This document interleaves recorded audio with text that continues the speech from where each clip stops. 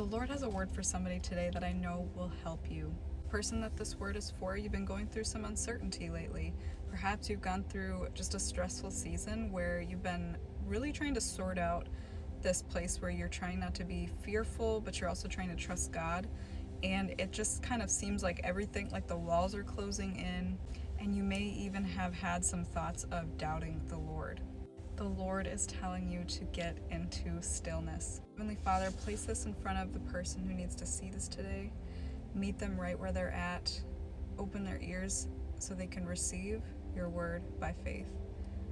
In Jesus' mighty name, amen. The Lord dropped this word in my spirit after a time of emotional turmoil. And believe it or not, this word that the Lord gave me was actually the point where He helped turn the situation around. Work together with the Lord to turn my emotions around. Something really beautiful happened, and then along with all that, so many other things were happening, but a lot of change and a lot of uncertainty were kind of mixing in all at the same time, and it was just a lot of things at once. Normally I get so many revelations and dreams and just things dropped in my spirit from God. I'm constantly just getting things and writing things down. But during this time, I noticed that I was just it was almost just like static, which caught me off guard because my regular mode is the opposite. I'm constantly receiving from God. I'm hearing something new every day. In my mind, I was like, God, what's going on? And this actually followed an act of obedience that I walked out. It was then that I realized I was getting revelation in my dreams during sleep, and that was my sign. I needed to work on slowing my mind down. If I was being honest with myself, I was afraid. I wasn't sure of what was going to happen next. I was feeling hurt by something, and I needed to recalibrate my intimacy and trust with God again. And I say this to be real with you and to know that God wants me to share this, because sometimes when I walk through something really challenging that unlocks something new, a new level, allows elevation, allows reconnection with the Lord to take place, sharing this is going to edify you. It's going to allow you to grow in Christ even more. So it's worth being vulnerable in my book. How I started to recalibrate and get out of the fear mindset, set down fear, even though I didn't know what was next, was I went to the Lord and I started pouring out my heart to Him. I started telling Him, Lord, I trust You. I don't know what's going on. I don't like every aspect of what's going on. Frankly, I wished that this had happened instead. And I just poured out to God, and He already knew all this, right? But it was cathartic and it was releasing for me, almost like I had to get out of my own way again to reconnect with the Lord. Just thanked Him for His Holy Spirit. That's something that I love doing every single day, is acknowledging the Holy Spirit around me, inside the air that I'm breathing. God is everywhere. It is the most peaceful, comforting feeling that exists. This state didn't change right away. I didn't start getting all these revelations immediately. Instead, I felt peace to just be still for a while and to rest, and my actions, the things I was doing with my hands when I was at the house, everywhere that I was going, I was to be still. So that's what I did. I stopped my busyness. I focused on the small. I focused on the stillness, because I felt like there was an act of obedience inside this pace that made me feel uncomfortable, but the Lord was inviting me into. And I knew that this was part of the recalibration process. I've made it through these situations before. No, that doesn't mean it's comfortable, but I know that God is always working, even when we can't see that He's working. What does the Bible say about stillness?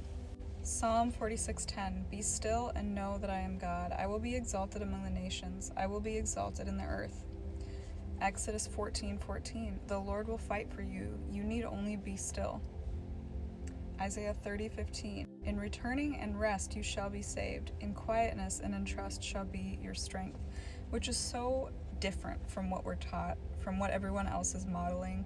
It's so easy to forget about being still. God will put us into a still place. And that doesn't mean that we are working towards getting an outcome. I think that the most ultimate outcome that I was reminded of this past week is intimacy with the Lord, because to love God is our first commandment. There's nothing sweeter than being in fellowship with the Lord. Psalm 37:7, Be still before the Lord and wait patiently for Him. Do not fret when people succeed. Just know that the plans that the Lord has for you are good.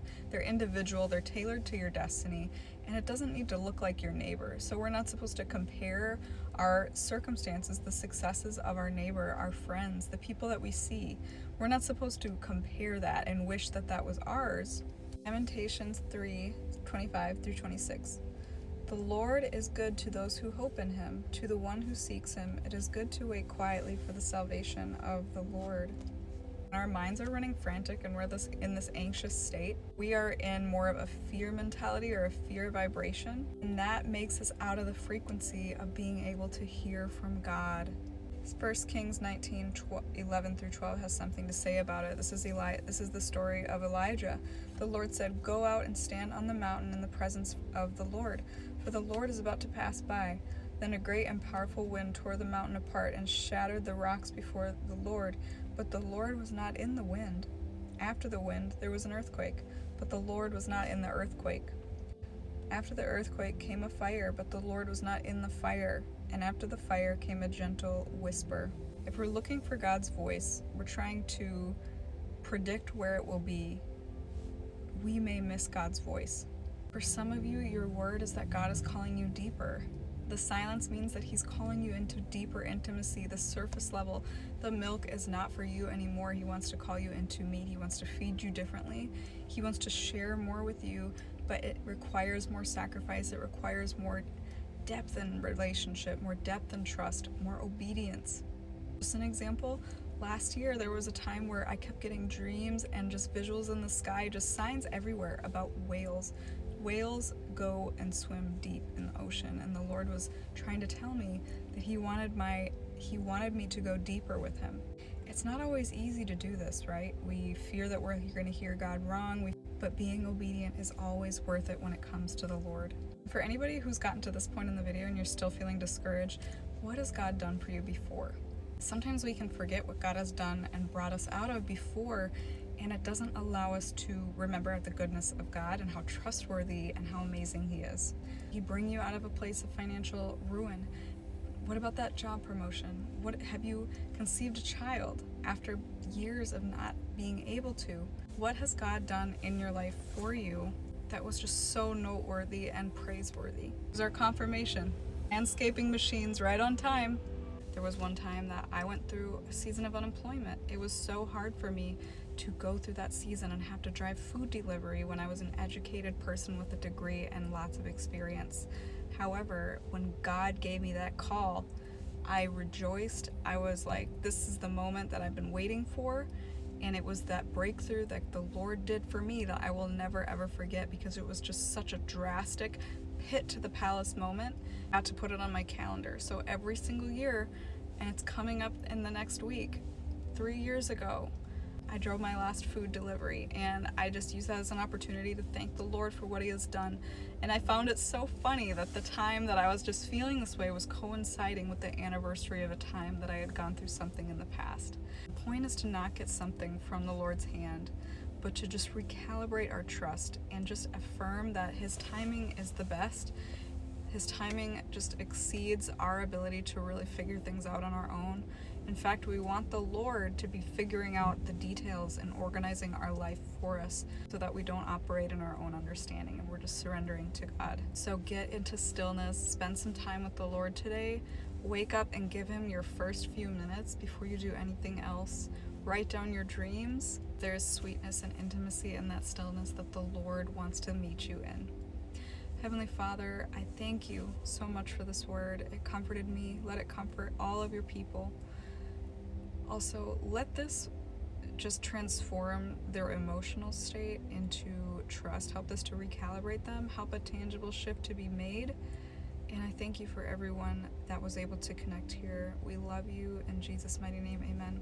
Make sure to stick around if you are looking for revelation from God to help you grow in your relationship with Jesus. And I will see you guys in the next one. Bye.